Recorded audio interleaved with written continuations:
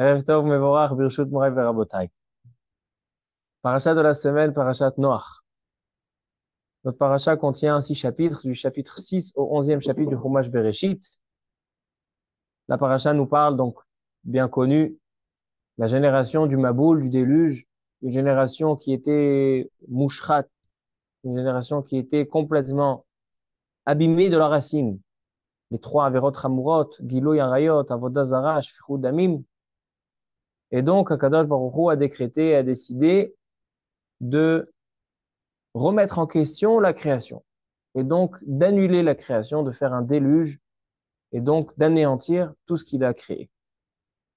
Rashi rapporte que lorsqu'Akadosh Baruch Hu a créé l'homme, il a demandé au Malachim, Naase Adam, qu'est-ce que vous en pensez? On va créer l'homme? Les Malachim lui ont dit, Ma'enosh kitizkerenu. Qu'est-ce que maintenant tu vas te rentrer avec des êtres humains? Tu sais ce que c'est des êtres humains, ils vont fauter, etc. Et là, les Malachim, ils ont dit à Kadosh Baruch Hu, tu vois, on avait raison. C'était une erreur de créer l'homme. Et Kadosh Baruch Hu a accepté leur position. Il a dit, il faut faire le mabou. Mais, elle est toledot Noach. Noach ish tzadik tamim haya bedorotav. Et à Elohim italech Noach. Il y avait une personne, Noach, qui était un tzadik, qui n'a pas été influencé par sa génération. Et donc, Kadosh Baruch Hu lui a dit de fabriquer une arche, de construire une arche. Et donc, euh, puis de rentrer, va se passer le déluge, etc., etc. À la sortie, donc à la fin de ce déluge où toute la terre et tous les habitants et ceux qui vivaient sur la terre ont été anéantis, y compris les animaux qui étaient abîmés. C'est-à-dire que les créatures, les hommes sur le monde étaient tellement abîmés de leurs racines que même la création, donc même les animaux et même la terre, ineni mashrita meta aretz, même la terre devait être anéantie étant donné que leurs actes, leurs mauvaises actions ont influencé toute la création. Et donc Noach avec les béhémotes, donc tous les animaux qui n'ont pas fauté, parce que les animaux aussi avaient fauté, donc ils étaient dans l'arche, ils ont été épargnés et sauvés. Par la suite, Akadosh Baruch Hu va faire cette alliance, cette fameuse alliance de l'arc-en-ciel, Keshet Be'anan. On sait qu'on a une beracha, une bénédiction à réciter. On n'a pas le droit d'un côté d'observer cette Keshet, cet arc, mais il y a une bénédiction. Et à la fin de la paracha, Dor Apalaga, la génération de la Palaga, donc la tour de Babel, des personnes qui ont prétendu se mettre face à face avec Akadosh Baruch Hu, construire, le défier. Et donc, Akadosh Baruch Hu a mélangé. Bavel, il a mélangé, Milachon Baloul, Bilbel, il a mélangé les nations, il les a dispersées. À partir de maintenant, il va y avoir des langues différentes. Avant, c'était seulement la Shona Kodesh. Justement, pour que les personnes ne se rassemblent pas pour le mal. Ils se sont rassemblés pour le mal. Et donc, voici donc les thèmes évoqués dans notre paracha. Quelques questions. Aujourd'hui, on va voir un enseignement très, très important et très, très actuel, d'actualité. Quelques questions sur notre paracha. Première question de notre paracha, sur notre paracha. Quel est exactement le degré de tzidkout de Noach? Noach est un tzaddik, comme ça il est rapporté au début, le premier verset de notre paracha. Noach ish tzaddik. Mais vous connaissez tous le fameux Rashi au nom du Midrash. Regardez le Rashi, le deuxième Rashi de la paracha, Bedorotav. Yesh merabotenu dorshim oto leshvach. Veyesh shedorshim oto legnai. Certains de nos sages disent que c'est quoi Bedorotav? Il était tzaddik dans ses générations. Ça vient nous dire que si dans ces générations, on va tirer un enseignement, donc d'éloge envers Noach. Dorshim oto leshvach. On va lui faire un compliment. C'est-à-dire que même dans ces générations, il était tzaddik. Mais imaginons, il était dans une génération où les gens, ils étaient un peu mieux, comme la génération d'Avraham Avinu. Alors, il aurait été tzaddik yoter, encore plus tzaddik. Aval yesh dorshim oto legnai. Les filles d'Oro ayat tzaddik. Par rapport à sa génération, comparé à sa génération, lui, il était tzaddik. Mais s'il était à l'époque d'Avraham Avinu, lo haya nechshav le kloum. il aurait été considéré rien du tout. Kloum. Un Rashi très étonnant. D'abord, pourquoi tu vas être Doresh Legnaï? Si tu as une possibilité de lui faire des shvachim, de lui faire un petit peu de compliments, pourquoi tu es Doresh Legnaï? Et deuxièmement, c'est quoi le Hanershav, les Kloum? Il aurait été rien du tout. Pourquoi rien du tout? Il est tzaddik, il n'a pas fauté.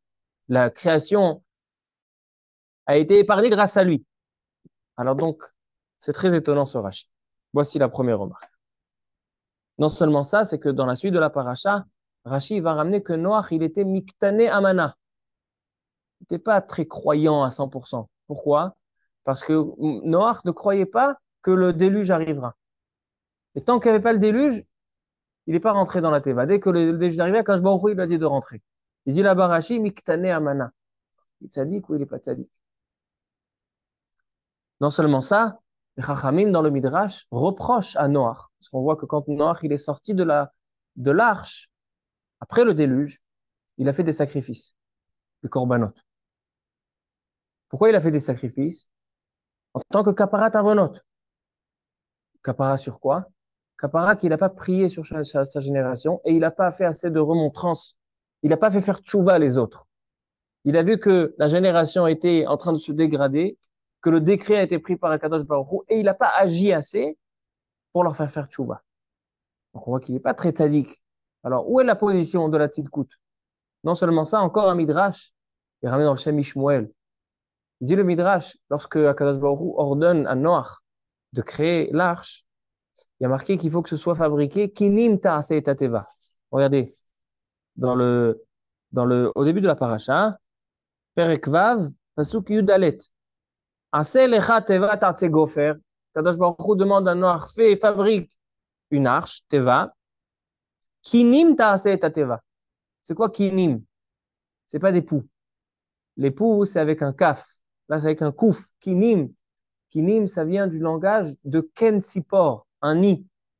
Qu'est-ce que c'est un nid? Rashi dit que c'était fait compartiment, compartiment. C'est-à-dire comme le nid, il est dédié, chaque nid, il est dédié à la maman avec les œufs ou avec les petits oisillons.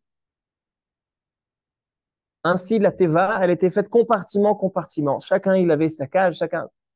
Maintenant, demande le Midrash, pourquoi la Torah, Kadosh Baruch Hu, a choisi le terme kinim?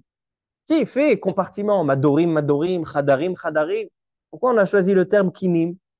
Dit le Midrash que ça vient faire référence au nid des oiseaux du Metzora. Vous savez que quelqu'un qui a la lèpre, alors il doit, suite à la lèpre, ramener un korban au Beth Amikdash des oiseaux qui vient des kinim, qui vient du ken, qui vient du nid.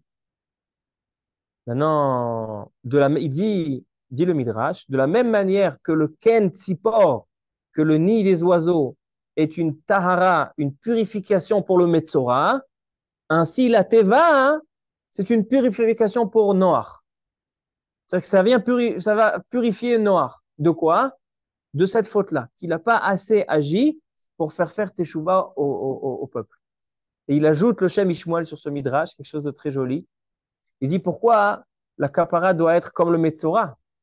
Il dit, je sais pas, donne un autre terme, une kapara pour Noach. Pourquoi là, quand tu parles de la kapara pour Noach, tu parles de la kapara du Metzora? Il dit parce que c'est la même faute, la même erreur. Le Metzora et Noach, ils sont atteints de la même erreur. Pourquoi le Metzora, il a la lèpre? La shonara. La shonara, c'est lorsqu'un homme parle lorsqu'il ne devrait pas parler. Noach, son erreur, elle est qu'il n'a pas parlé lorsqu'il devait parler. Il dit c'est la même erreur. Quelqu'un qui voit son ami, qui est dans l'erreur, son ami qui n'est pas dans le droit chemin. Il a une possibilité de lui faire une torecha, une remontrance pour qu'il prenne le droit chemin. Et il ne le fait pas, c'est comme quelqu'un qui fait du lachon hara. Il n'y a pas de différence. Celui-là, il a parlé quand il ne devait pas parler, et celui-là, il n'a pas parlé quand il doit parler. Et donc, c'est la même chose. C'est comme le Metzora, donc c'est la même tahara. Kinim tahara comme le kine Metzora. C'est dit le Shem Mishmuel. En tous les cas, donc voici la deuxième question sur notre paracha. Quel est le degré de tzidkout de Noach? C'est un tzaddik ou c'est pas un tzaddik?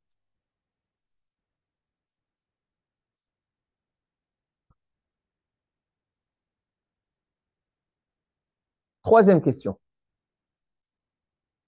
La Mishnah dans Masechet Sanhedrin, en fait, si on observe un petit peu cette paracha, on voit que dans notre paracha, on a trois générations.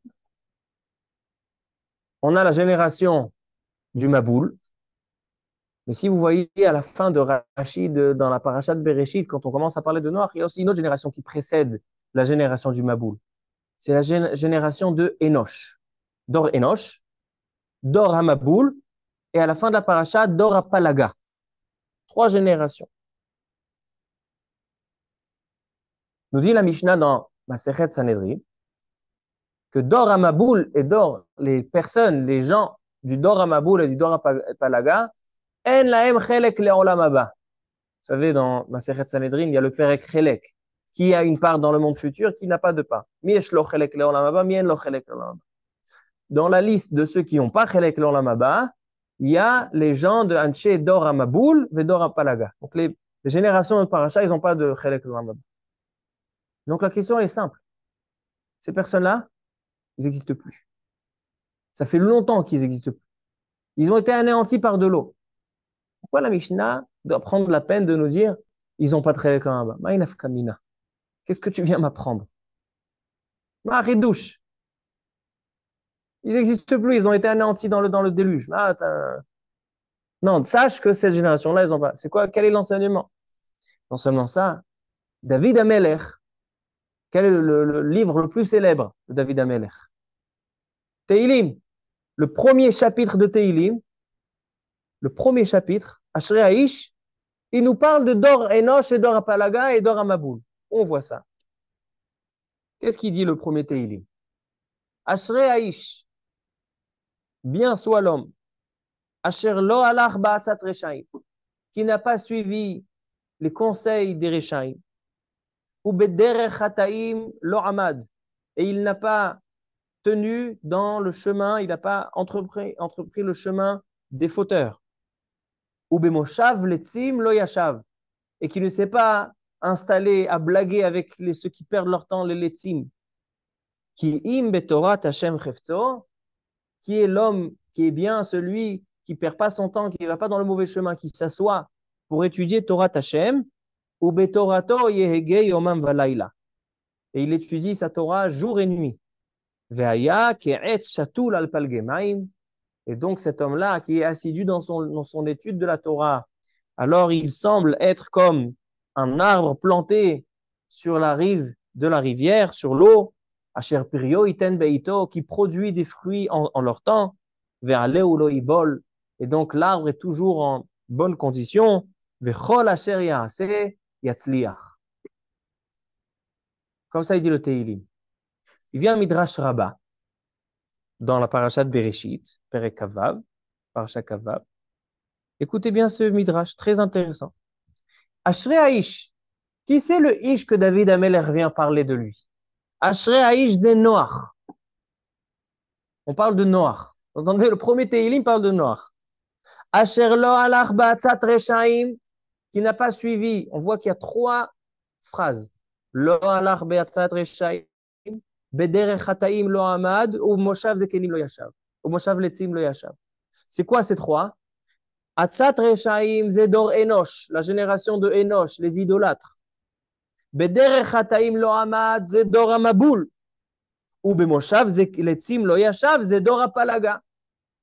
Donc en fait, le premier Teilim nous parle de Noach qui n'a pas suivi trois générations négatives. La génération de Enoch, Maboul et Palaga. Qui im betorat Hashem chefto, la suite de Teilim, qu'est-ce qu'il fait? Au lieu de suivre ces générations, qu'est-ce qu'il a fait Noach? Betorat Hashem chefto, il a suivi la Torah d'Hashem. C'est quoi? Ce sont les 7 mitzvot. El ou sheva mitzvot shenitztava Noach, les 7 mitzvot noachiques. Ou betorato yehege yomam valayla. Et c'est quoi l'étude qu'il yehege, c'est il réfléchit, il pense à sa Torah. C'est quoi quelqu'un qui pense à la Torah? Il dit, c'est que Noach, il a compris davar mitor davar. Il a compris une chose dans une autre. C'est quoi? Étant donné qu'Akadosh Baruch Hu lui a dit de faire entrer dans l'arche des mâles et des femelles de chaque espèce, des lions, des girafes, des éléphants, il y avait le mâle et la femelle. Zoug, un couple. Mais dans les behémoth théorotes, dans les animaux qui sont théorotes, comme les moutons, les vaches, Shiva, Shiva. Il est rentré par 7. Donc, Noach, il a déduit de là. Il est Torato, il a évin davar mitor davar. Pourquoi Kadosh Baruch Hu m'a demandé dans les behémoth théorotes d'en ramener plus que les autres behémoth où il suffit juste un couple, parce que pour sauver une espèce, combien il y a besoin? Un couple. Pourquoi dans les behémoth théorotes, il dit de là, tu vois qu'il faut ramener un korban. Et donc, quand il est sorti, il a sacrifié, il a fait des sacrifices. Et c'est quoi? Vaya ke'etz shatul alpal gemaim. C'est quoi l'arbre qui est planté au bord de la rivière? Non, il dit c'est ke'etz. C'est la teva qui est fait, la teva, donc l'arche qui est fait de bois, était faite en bois, ke'etz, était me'etz, shatul alpal gemaim. Et donc, Akadosh Baruch Hu, il a installé, ancré dans la teva qui était sur l'eau, il a été épargné grâce à ça. Asher pirio iten beito, c'est Shem, Cham et Yefet, etc. Donc en fait, le Midrash explique tout le Perek Aleph de Teilim, c'est l'histoire de Noach qui n'a pas suivi les 3 générations. Donc cette question, on la repose sur le Teilim. Suite à la Mishnah dans Sanhedrin qui te dit que Mi en lochelek l'olamaba, c'est Dor Apalaga, Dor Amaboul, qu'est-ce que tu as besoin de m'enseigner ces générations qui n'existent plus depuis des décennies? Et là aussi, pourquoi David Amelech, le premier chapitre de Teilim, il te dit ah, Shrei Aish Asher Lo Alach Batza, c'est Noach qui n'a pas suivi les 3 générations. Écoutez bien ce que dit le Sfat Emet au nom du Magid Mikojnitz. Il dit Ha'emet, la vérité est que ces générations-là, Enoch, Maboul, Palaga, ces 3 générations, existent encore aujourd'hui. Ils existent dans chaque génération et génération. Et ils existent chez chacun de nous. Dans chaque juif, il y a une part de Doram Enoch, Maboul, Palaga. Et donc, on doit, chaque jour, quand on se réveille le matin, on a des penchants de ces 3 générations. Et donc, qu'est-ce qu'on doit faire? On doit s'engager dans l'arche, dans la Teva, et d'être épargné du Maboul, du déluge. C'est-à-dire que cette paracha n'est pas historique, elle est d'actualité. Il nous reste à comprendre quel rapport avec l'actualité. Et il dit le Imre Emet, que ces 3 générations symbolisent les 3 traits de caractère négatifs qui sont racines de tout le mal, qu'on en a parlé la semaine dernière, si vous vous rappelez bien. On a parlé la semaine dernière, quelle est la faute de Adam Arishon? Il a mangé d'un arbre interdit. Et alors? Pourquoi c'est si grave? Pourquoi aujourd'hui, chaque juif dans l'exil, pendant 6000 ans, on va rectifier une faute de Adam Arishon qu'il a mangé d'un arbre interdit? Qu'est-ce qu'il y a de si grave? Il n'a pas tué, il n'a pas volé, il n'a pas fait de débauche, il n'a pas fait les averot hamurot, il a mangé d'un arbre interdit. Alors nous explique le Shem Ishmuel dans Parashat Bereshit que en fait Adam, Arishon et Chava ont été imprégnés des 3 traits de caractère négatifs, racines de toutes les averot et des 3 averot hamurot. Les 3 averot les plus graves, Avodah Zara, Gilui Eretz Shfichut Damim, quelle est leur racine? Leur racine est dans un trait de caractère chez l'homme. C'est quoi ce trait de caractère? Qu'il a ta'ava kavod. La jalousie, les désirs et le kavod, l'honneur. Quel rapport avec les 3 averot hamurot? Tin'a, c'est le meurtre. Quel était le premier meurtre dans l'histoire? Caïn et Evel. Pourquoi Caïn a tué Evel? Parce qu'il était jaloux de lui. La kin'a est un trait de caractère racine du meurtre. Ta'ava, c'est la racine de la débauche. Kavod, c'est la racine de Avodah Zara. Lorsqu'un homme donne une valeur, un respect déplacé, c'est quelqu'un qui est capable de déplacer le respect d'Akadosh Baruch Hu, Avodah Zara. Donc, ça, c'est ce qu'on a vu la semaine dernière. Maintenant, dit le Imre Emet, le Sfat Emet, au nom du Magid du Kojnitz, ces 3 générations se trouvent chacun de nous. Pourquoi? Parce que ces 3 générations, c'est les 3 Averot Hamurot. Dor Enoch, c'est la Avodah Zara.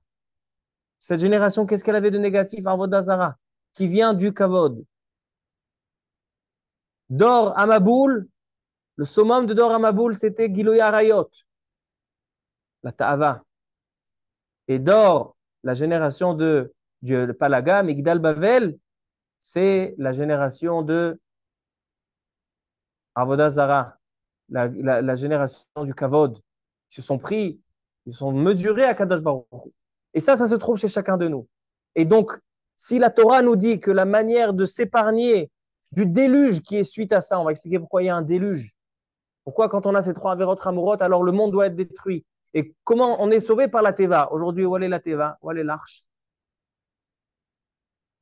Alors ça, c'est ce qu'on va essayer de comprendre ce soir, Bezrat Hashem.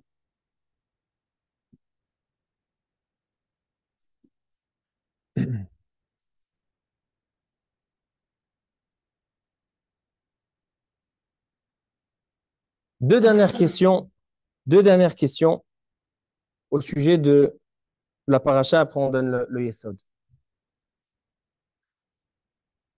Le déluge était comment Akadosh Baruch Hu a détruit le monde avec de l'eau. Pourquoi la destruction du monde avec de l'eau? On peut faire avec du feu, on peut faire avec des pierres, on peut faire avec des épées, on peut faire avec un vent. Pourquoi l'eau a été choisie comme l'élément destructeur du monde? Et deuxièmement, l'alliance qui a été faite après le déluge, c'est l'arc-en-ciel. Qu'est-ce que c'est l'arc-en-ciel? L'arc-en-ciel, c'est un jour où il pleut. Alors dans l'air, il y a de l'humidité, la pluie, donc des petites gouttes. Et lorsque le soleil, d'un certain angle, va éclairer cette humidité, alors ça va faire des couleurs, l'arc-en-ciel. Pourquoi Kadosh Baruch Hu a choisi l'arc-en-ciel en tant qu'alliance? Qu'est-ce qu'il y a de spécial? Quel est le rapport? L'arc-en-ciel, il est seulement en hiver, a priori. Si jamais il y a des personnes qui fautent en été, comment il va leur montrer l'arc-en-ciel? C'est étonnant. Non seulement ça, au sujet de la Teva, de l'arche. On voit que au début de la paracha, l'arche elle a des dimensions bien précises. Dans le pasuk Tetvav, il est écrit Veze asher ta'aseh ota, shlosh meot ama orka, donc 300 amas de longueur, donc 150 mètres, chamishim ama rochba, 25 mètres de largeur, ou shloshim ama komata, 15 mètres d'auteur.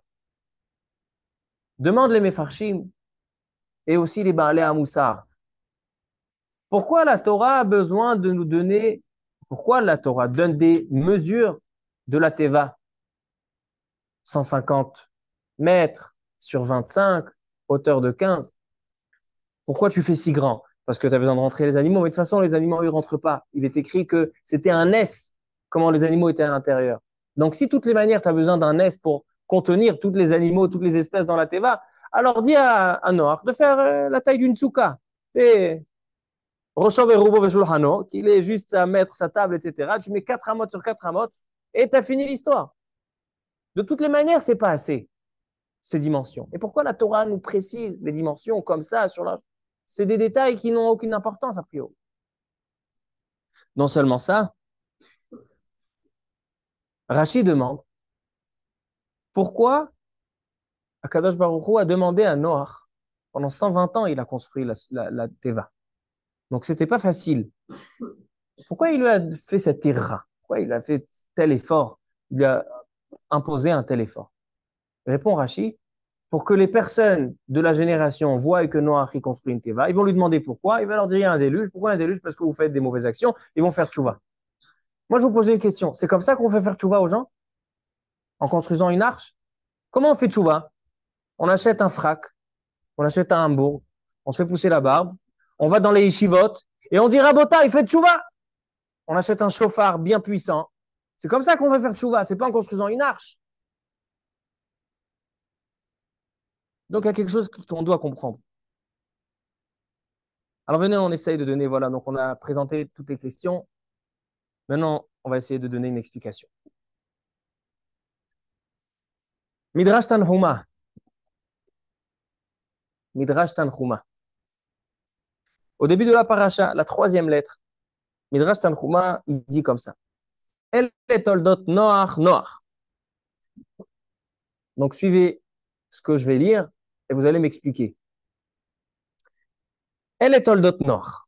Itbarach Shemo Shel Melech Malchei HaMelachim HaKadosh Baruch Hu. Shebachar be'Israël mishiv'im umot. Kadosh Baruch Hu nous a choisi plus que les 70 nations. Kemo shekatuv ki chelek Hashem amo. Venatan lanu et haTorah bichtav upirsha baTorah shebe'al peh. Vetorah shebe'al peh pratut. Vetorah shebe'al peh arbe. Vetorah shebichtav me'at. Veshebe'al peh aruka me'eretz mida urehava miniyam. Tout un midrash rabotai sur la Torah shebe'al peh. Et la Torah orale. Et pour acquérir la Torah orale, il faut être assidu dans le limoud. Et il faut laisser passer les plaisirs du monde. Adam ki yamut be'ohel, la Torah orale est seulement pour celui qui se tue sur la Torah, c'est-à-dire quelqu'un qui est capable de laisser le confort de la vie ici pour pouvoir étudier la Torah. Et tout un midrash très très long qui nous parle seulement de la Torah chez Be'al Peh. Posez-moi une question. Vous avez une question? Quel rapport à Parashat Noach? Elle est Toldot Noach. Itbarach Shemo, merci Hachem d'avoir donné Torah chez Be'al Peh. L'important Torah chez Be'al Peh. Torah chez Be'al Peh, elle est grande. Torah chez Be'al Peh, elle est dure à acquérir. Tout un Mahamar Torah chez Be'al Peh. Regardez à la fin. Moi, je pensais qu'à la fin, on allait revenir à faire un lien avec Noach.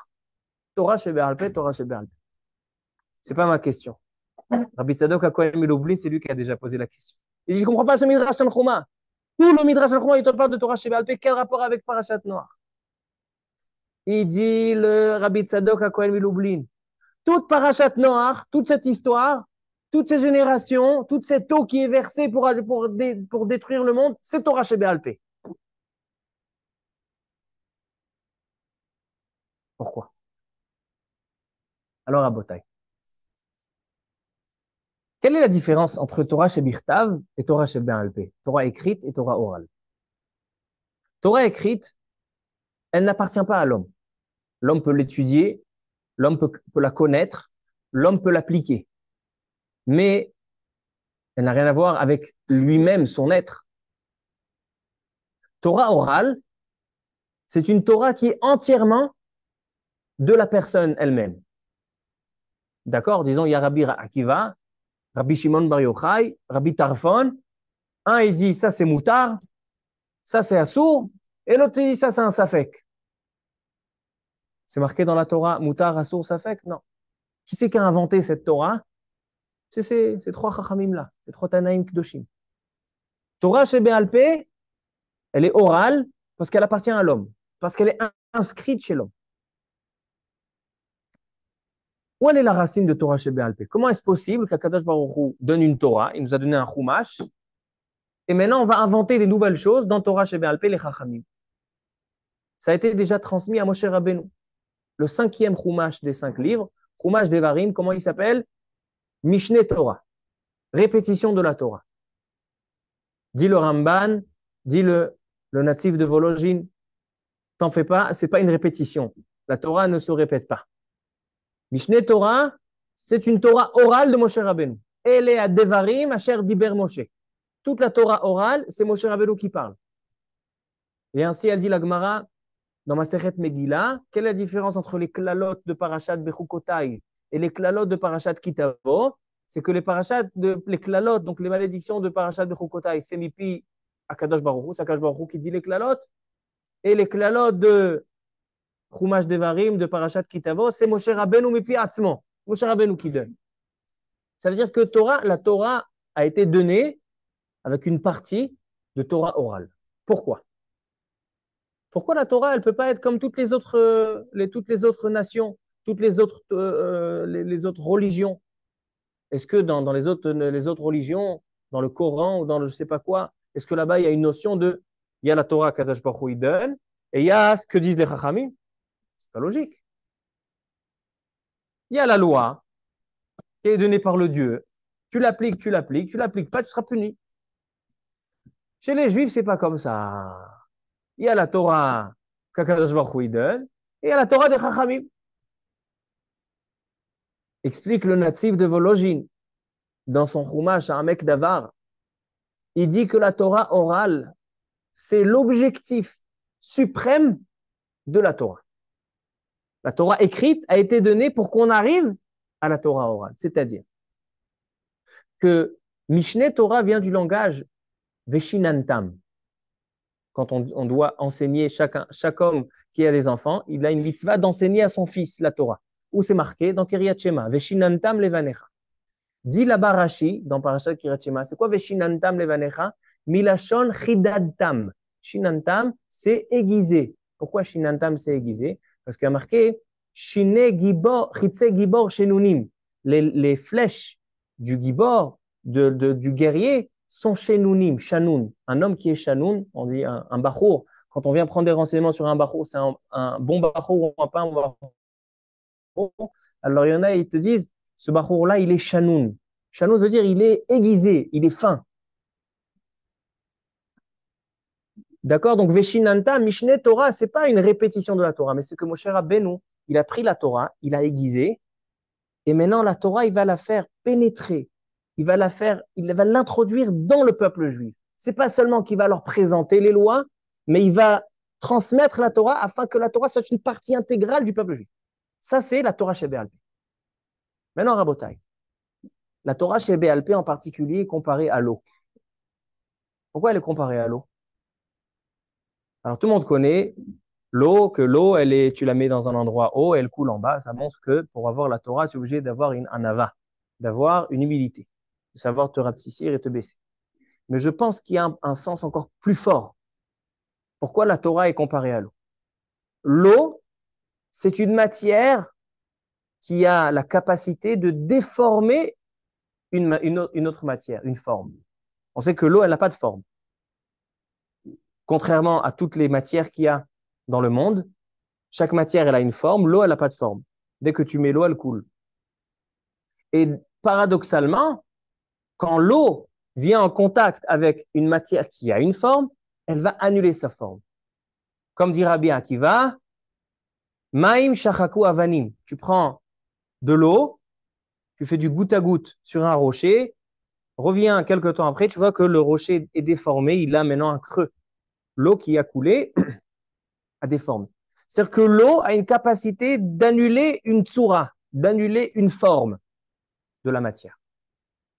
C'est pour ça que la Torah orale particulièrement, elle est comparée à l'eau. Parce que la Torah, elle va venir s'introduire chez l'homme et elle va donner une autre forme à la forme existante. On a un homme qui va naître avec un peu d'égoïsme, un peu de désir, un peu de mauvais caractère, un peu de colère.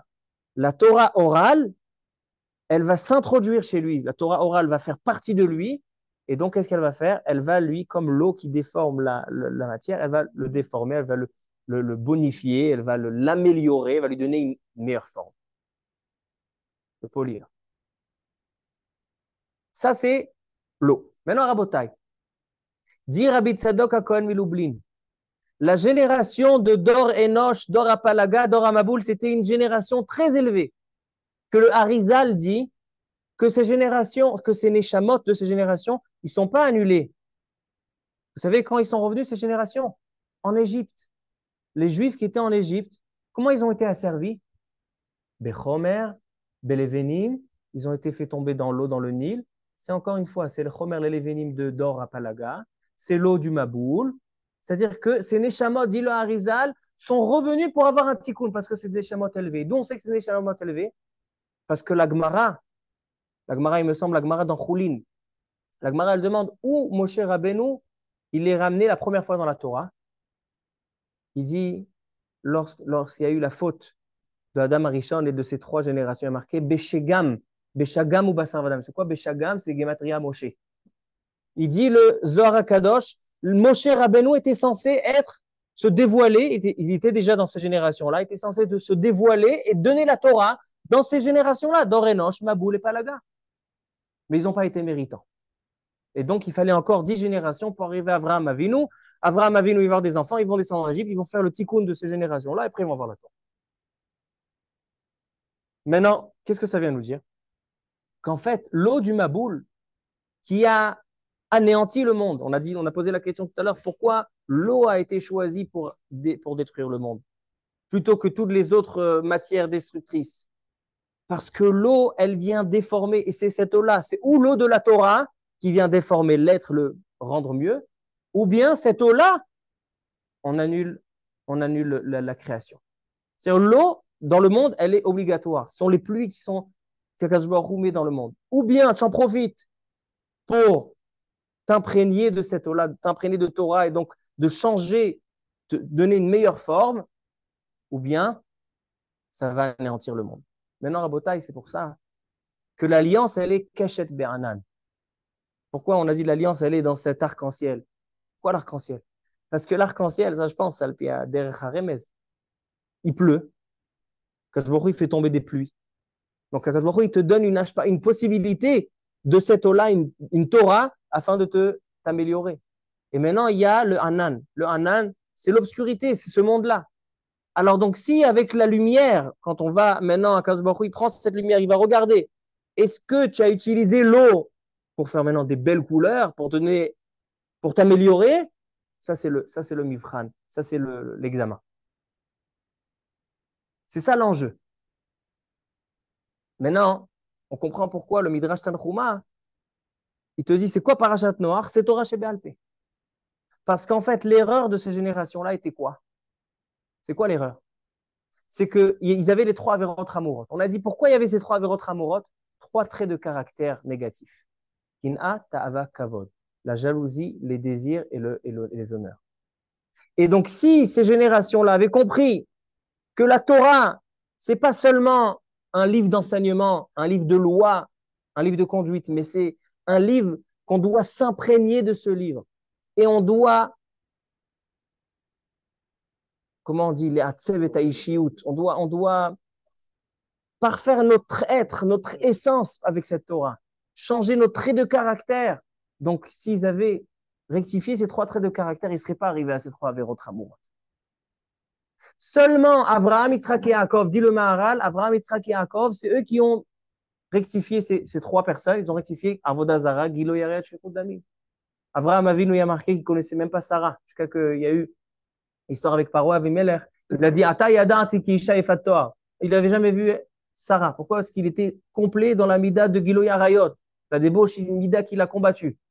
Yitzhak, Avodah Zara, c'est pour ça qu'il a été considéré comme Korban pour Hachem. Et Yaakov Avinu, Shfichut Damim. Il y a marqué que Lora Akeri Miyamav, c'est Lora Akeri, c'est Shfichut Damim. C'est-à-dire que Rabotai, on a eu trois générations qui étaient censées recevoir la Torah. Mais pourquoi ils ne l'ont pas reçue? Parce qu'ils n'ont pas saisi ce point-là. Torah Sheba'al Peh. Torah Sheba'al Peh, c'est l'objectif suprême du don de la Torah. C'est lorsque l'homme prend la Torah et il comprend que ce n'est pas seulement un livre de loi et un livre de mitzvot, c'est un livre qu'on doit s'imprégner et changer tout notre comportement, changer notre manière de réfléchir, changer notre manière d'observer le monde, une autre perspective sur la vie. C'est ça ce que la Torah doit nous apporter. Et si la Torah ne nous a pas apporté ça, c'est qu'on n'est pas conscient que la Torah on doit s'imprégner d'elle. Juste on fait les mitzvot, voilà. On peut avoir deux personnes à la synagogue, ils font les deux les mêmes mitzvot. Mais la Torah l'a influencé, la Torah s'est imprégnée de lui. Maintenant, on voit dans son comportement que c'est un Ben Torah. On voit de la manière comment il réfléchit, lorsqu'il a des problèmes, lorsqu'il a de la réussite. Quelles sont ses réactions? Les deux sont différents. Pourquoi? Parce que l'un, il est Torah Shebirtav, il a fait les mitzvot. Mais l'autre, c'est Torah Sheba'al Peh. C'est une Torah qui s'imprègne, une Torah qui est transpercée chez l'homme, qui transperce l'être. Ça, c'était l'erreur de ces trois générations. Et c'est ça que Avraham, Yitzhak et Yaakov ont rectifié. Maintenant, quelle est la place de Noach? On a posé la question. Noach, il était tzaddik ou il n'était pas tzaddik? Dit le Netziv de Vologine, ici dans l'Akdama de Parashat Bereshit, quelque chose de magnifique. Comment s'appelle le Chumash Bereshit dans les prophètes, dans les Nevi'im? Vous savez comment il s'appelle? Il s'appelle Sefer HaYashar. Sefer Bereshit s'appelle Sefer HaYashar. Pourquoi il s'appelle Sefer HaYashar? Grâce à Bil'am HaRasha. Bil'am HaRasha, quand il a parlé d'Avraham, Yitzhak et Yaakov, il les a appelés Yesharim. Tamot nafshi, mot yesharim. Il parlait d'Avraham Yitzhak et Yaakov. Pourquoi Avraham et Yaakov s'appellent yesharim? Pourquoi ils n'ont pas appelé tzadikim? Ils disent ce sont deux termes. Noach, il était tzadik. Avraham, Yitzhak et Yaakov, ils étaient yesharim. Demande le natif de l'origine, c'est quoi le terme, c'est quoi la ma'ala de yesharim? Il y a un passouk dans Parashat Azinu. Les Témanim, lorsqu'ils ont un décès, une ptira à la Levaya, ils disent ce passouk-là. Atzur tamim parolo, kichol derachav mishpat, el emuna ve'en avel, tzadik ve'yashar hu. Il dit même si tu comprends pas les chemins d'Hachem. Nous aussi on le dit dans l'Ashkava, mais je sais pas si c'est à la Levaya. Alors, qu'est-ce qu'on dit? Pourquoi on dit ce passouk-là? Même si tu ne comprends pas les chemins d'Hachem, on croit et on annonce El Emouna. C'est un Dieu de Emouna. Ve'en Avel. Et il n'y a aucune chose qui est déplacée, qui n'est pas dans la justice. Tzadik ve'yachar hu. Deux termes. Tzadik et yachar. Juste et droit. C'est quoi ces deux termes? Tzadik, c'est lorsqu'une personne fait ce qu'on lui demande. Tzadik, milachon, tzodek, tzedek. Est-ce que tu es conforme à la loi? Je suis tzodek, c'est un tzadik. Tzadik, c'est un cas qui est irréprochable. Mais il y a quelqu'un qui n'est pas seulement tzadik. Il est yachar. C'est quoi yachar? C'est que non seulement qu'il est dans le droit chemin, mais ses actions de droit chemin l'ont rendu un homme yachar. Quelqu'un que son comportement a changé. Maintenant, il a un comportement droit. Il a un comportement juste. C'est exactement la nuance qu'il y a entre quelqu'un qui est Torah chez Birtav seulement, quelqu'un qui est seulement de la dimension de faire ce qu'on lui demande, et celui qui est Torah chez Béalpé, la dimension de celui qui s'est imprégné de la Torah. Celui qui est dans Torah chez Birtav, la Torah écrite, il fait ce qu'on lui demande, il est tzaddik. Mais celui qui a pris la Torah et qui maintenant, il a balidé bitou, il veut dire maintenant, il arrive à extraire son être profond, ces bonnes choses ancrées en lui, il arrive à en faire une Torah. C'est ça la différence entre Noach et Avraham Avinu. Noach, il était ish tzadik. Tzadik veut dire juste, irréprochable, dans le droit chemin. Mais d'un autre côté, Avraham Avinu, c'était plus que ça. C'était pas seulement tzadik, c'était yachar. Quelqu'un qui a non seulement s'est imprégné de la Torah, mais on voit qu'Avraham Avinu, il est en rapport avec Torah chez Béalpé, parce qu'Avraham Avinu, il faisait même Eruv Tavshilin, même les mitzvot des Rabbanan. Ça veut dire qu'il faisait même Eruv Tavshilin. Avraham Avinu avait compris que la Torah n'est pas seulement faire les lois, mais aussi changer son être. C'est vrai qu'Avraham Avinu, il a extrait de lui-même, il a extrait la mida du chesed. La mida du chesed. Yitzhak, la mida de la Gevura. C'est-à-dire qu'ils ont donné, ils ont extrait d'eux-mêmes, Avraham, Yitzhak et Yaakov ont extrait d'eux-mêmes un caractère profond qui les caractérise, qui est devenu une Torah. Maintenant, Avraham Avinu, midat ha-chesed, c'est une Torah. Yitzhak, midat ha-Gevura, c'est une Torah. Yaakov, midat ha-emet, c'est une Torah. Ça vient pas. Dans les mitzvot, il n'y a pas marqué chesed, Gevura. Mais Avraham Avinu, la Torah, elle a fait sortir quelque chose qui était ancré en lui. Ça, c'est la différence entre Noach. Maintenant, c'est pour ça que Noach, qui était tzaddik, on lui a reproché qu'il n'a pas influencé toute la génération. Il leur a pas fait faire teshuva. Qu'est-ce que ça veut dire il leur a pas fait faire teshuva? Si les comportements de Noach étaient la Torah va changer son être, son comportement va influencer les autres. Ce qui s'est passé chez Avraham Avinu. Et donc, en fait, Noach n'était pas Racha, il était tzaddik. Mais s'il était Yachar, il aurait fait faire teshuva. C'est pour ça que s'il était dans la génération d'Avraham, lo haya nershav le kloum.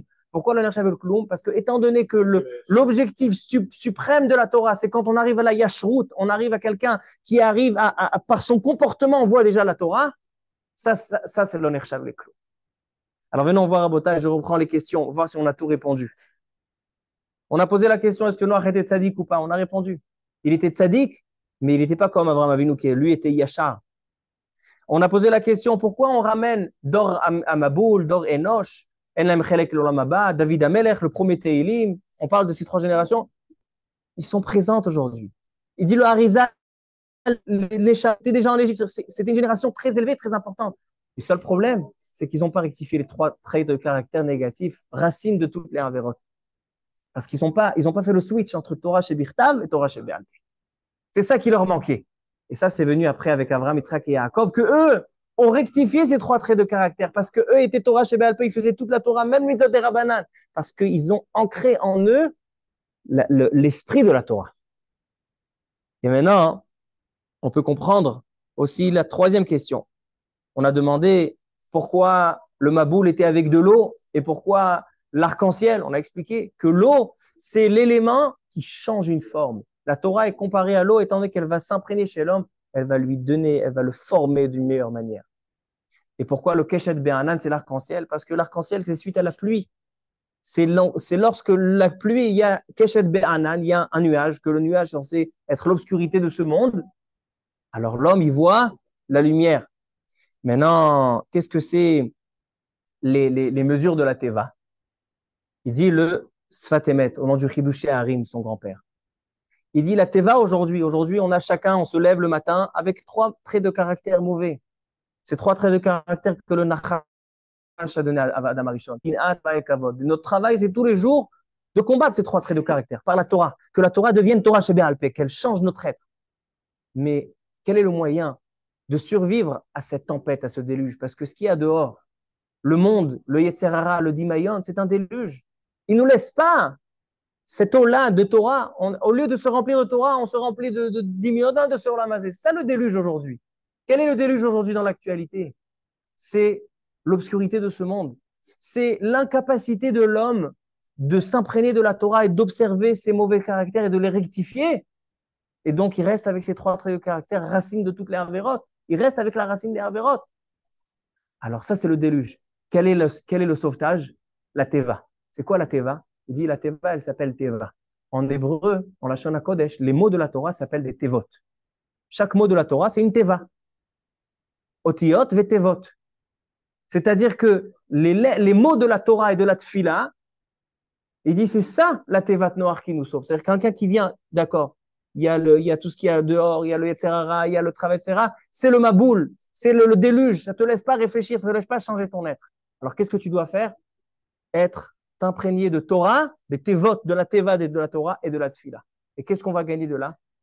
C'est que si tu t'imprègnes de la Torah, tu vas mieux observer le monde, tu vas pouvoir avoir éclairer le monde parce que la Torah contient en elle cette lumière qui te permet de voir plus clair.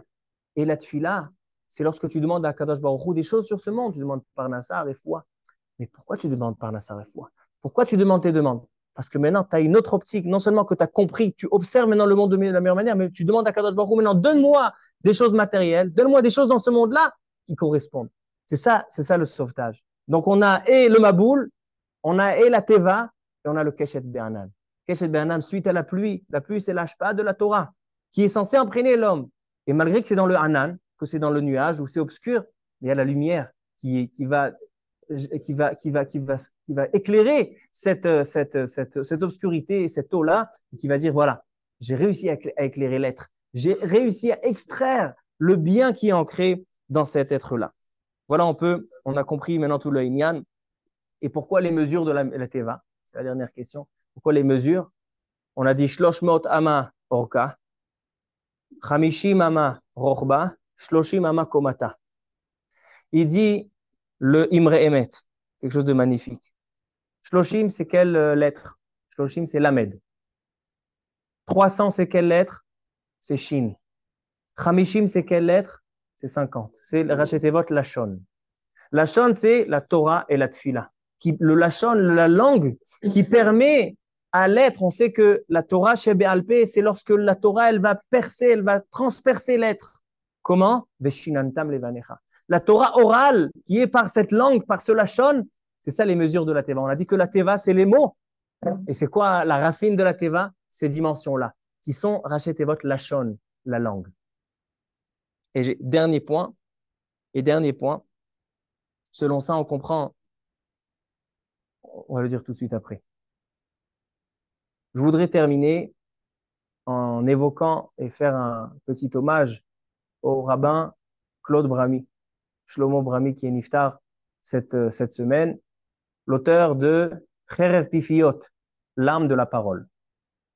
Et tout ce qu'on a vu dans ce shiur-là, ça reflète exactement le travail qu'a fait le rabbin Claude Brami.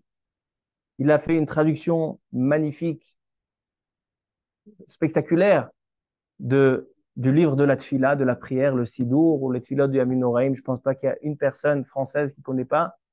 Et ainsi, il a fait une traduction sur la Torah et sur pas mal de Nevi'im et de Ktuvim sur la Torah. Donc, on a et la Tfila et la Torah. Et comment il a intitulé Cherev Pifiot, l'arme de la parole. Et c'est exactement ce qu'on a vu aujourd'hui dans le Shiur. C'est qu'un homme, la force du juif, c'est que la Torah qu'Akadosh Baruch Hu nous a donnée, c'est pas un livre de loi, c'est pas un livre de savoir comment faire. C'est un livre qui a été donné afin de changer l'être, de transpercer l'être. C'est pour ça que la Torah et la Tfila qui est par la parole s'appelle Cherev Pifiot, une arme, parce que l'arme, l'épée, la Cherev Pifiot, elle transperce l'être. Et c'est ça l'objectif suprême de la Torah. C'est lorsqu'on arrive à un degré où la Torah, elle devient Torah Shebe'alpeh. Elle devient une Torah naturelle, de nous-mêmes, une Torah qui peut se révéler par notre comportement. Et c'est ce qu'il a fait, le rabbin Claude Brami, c'est qu'il a donné la possibilité à chaque juif qui ne comprend pas l'hébreu, qui ne peut pas s'identifier avec, pas comprendre ce qu'il lit. Il peut lire, il n'arrive pas à s'identifier avec le texte, pas à comprendre la prière, pas à comprendre la Torah. Et quand la Torah peut percer, lorsque l'homme prête attention, et ça c'est grâce à lui. Et donc il a fait ce Cherev Pifiot. Et donc je suis sûr qu'il sera inscrit dans l'histoire du judaïsme français parce qu'il a fait vraiment une ma'apera, donc une révolution. Et je pense que ce point-là, c'est le point qui fait la différence entre Am Israël et toutes les nations, entre notre religion et toutes les autres religions. Les autres religions, l'être est inexistant. Tout dépend, est-ce que tu accomplis les lois ou tu accomplis pas les lois. Tu es un homme juste selon la loi ou tu n'es pas un homme juste selon la loi. Mais la religion de la Torah, elle est bien au contraire. On te donne des lois, mais justement, après que ça devient ta Torah. C'est que ça devient ta Torah. Pourquoi? Parce que la Torah t'a permis à t'élever. C'est pour ça qu'on dit, Rabbi Hanania ben Akashia Omer, Ratsa Akadash Baruch Hu les Zakot et Israël, il a voulu donner beaucoup de zchuyot au peuple juif, il leur a donné beaucoup de mitzvot. C'est quoi les Zakot? Les Zakot, ça vient du langage de la racine de raffiner, comme Shemen Zaïd Zach. L'huile pure, elle est Zach. Les Zakot vient du langage des Aker. C'est-à-dire que les mitzvot ne sont pas l'objectif en soi de faire des mitzvot. Akadosh Baruch Hu, il n'a pas besoin qu'on lui fasse des mitzvot. Akadosh Baruch Hu, il a besoin de changer l'être, de venir, que l'homme exprime son être profond. Chaque juif a en lui quelque chose à apporter à l'autre. Abraham, il a apporté Midat HaChesed, Yitzhak, Midat HaGevura. Comment ils ont réussi à extraire leur shlichut, donc leur mission ici à l'extérieur, parce qu'ils sont imprégnés de la Torah, et même Torah chez Béalpé, ils faisaient même Eruv Tavshili. C'est-à-dire qu'ils ont compris que la Torah est censée changer l'être, et donc de l'emmener, de le laisser s'exprimer selon la Torah. Baruch Adonai le'olam, amen, amen.